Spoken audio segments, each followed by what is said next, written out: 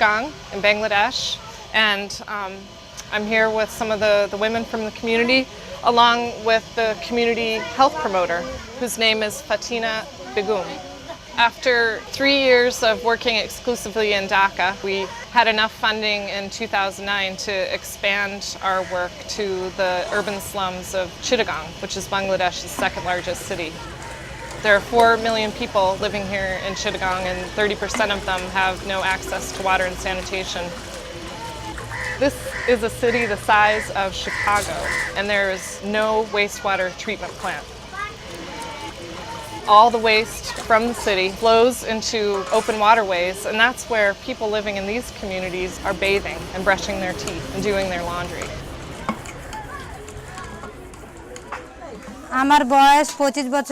I was born here in this slum, and now I live here with my husband, who drives a rickshaw, and our 3 daughters.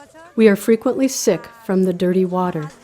Last year, my husband couldn't work because he was sick with diarrhea. He stayed in the hospital for 10 days, and we had to pay 5,000 taka, about $70. That's a lot of money for us.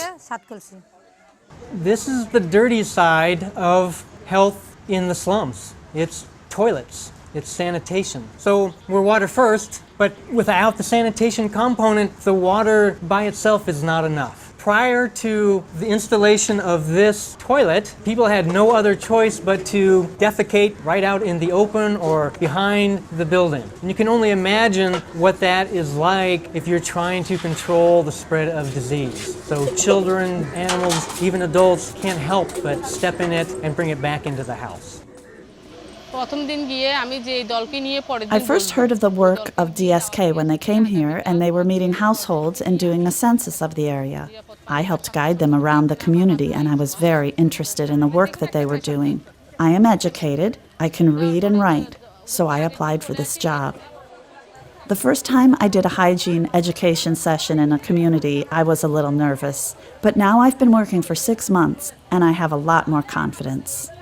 My job is to teach my neighbors about the difference between unsafe water and safe water, the importance of using a hygienic toilet, and hand washing after they use the toilet, before making meals or eating, and other important times.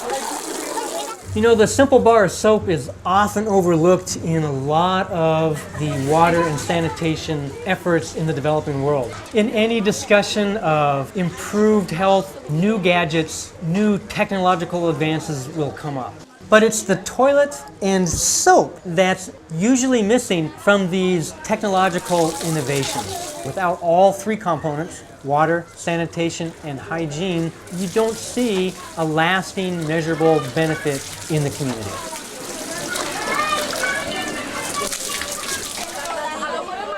Most of my teaching is done in what we call courtyard sessions. I talk to my neighbors and find a convenient time where we can all sit down together.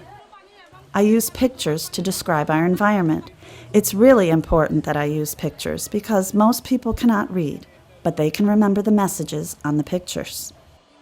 I really like my job. It's hard to call it a job because I enjoy it so much. My family is proud of what I'm doing, and I feel very good about doing something to improve the lives of people in my community.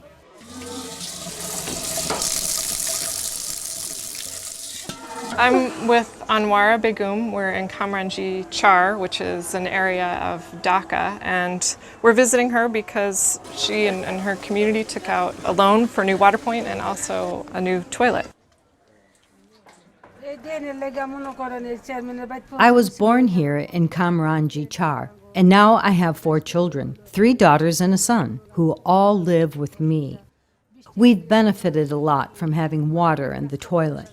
My children and all the children living here are healthier, and so we notice that we don't have to visit the doctor very much, and we don't have to buy medicine to cure diarrhea. When we did the project, everybody in the community participated in hygiene education training, and we learned about things like hand washing after using the toilet and not bathing in the dirty Burganga River. My children know these things now. I asked Anwara if she was nervous about taking out such a big loan for a water project, and she said that it was a big loan, but they really need water. And now, after 2 years, they completely paid back the loan 100%. And now that money has been reloaned out, it's been revolved, and there are other families in this area who are getting water and sanitation projects because she's paid back her loan.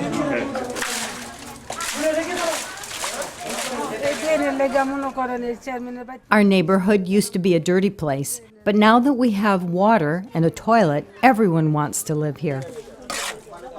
Our neighbors have seen what we've done here by taking out a loan and getting water and a toilet, and so a lot of them have asked DSK for help with their water and sanitation problems too.